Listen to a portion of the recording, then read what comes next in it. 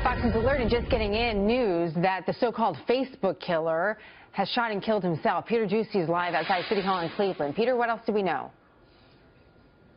Jenna, we know that this is a really quick break in the story because just 2 hours and change ago at a press conference with officials from the Cleveland Police Department, the FBI, the ATF, the U.S. Marshals Service, they really were saying that investigators had no idea where this suspect was. They said they didn't know if he was in Cleveland. They had no reason to really believe that he had left Cleveland. But at one point, I asked the gathered officials if these license plate readers that law enforcement officials will use in situations like this, in manhunts where they are specifically looking for one vehicle, if they had gotten any hits on this suspect's 2016 white Ford Fusion. And they all looked at each other, the members of the different agencies, and shrugged, and they said they had not. They still didn't know if he was by himself or if he was getting help from anybody, but they did believe that he had at least one weapon, the pistol that is seen in that Facebook video where this suspect, Steve Stevens,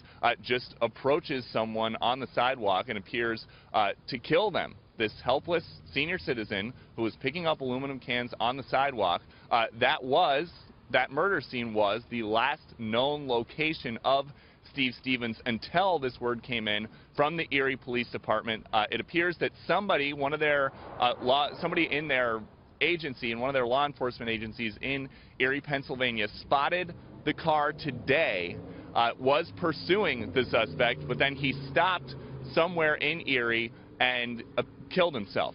We don't know, again, still, if he was by himself in the car, but they very quickly called a press conference that is back inside, same spot that they were 2 hours ago, and they had no idea what was going on. And we do expect to get a full readout of everything that law enforcement officials know at this point, but it's obviously a lot more than they knew just when they woke up this morning, and we were all wondering what the latest was, and they didn't have anything to tell us. Well, now they did. Interesting turn of events. The Pennsylvania State Police confirming the Facebook killer and all the details that you've reported, Peter, to us. They confirmed them on their Facebook page. That'll be an interesting thing to talk about in the future about the way that the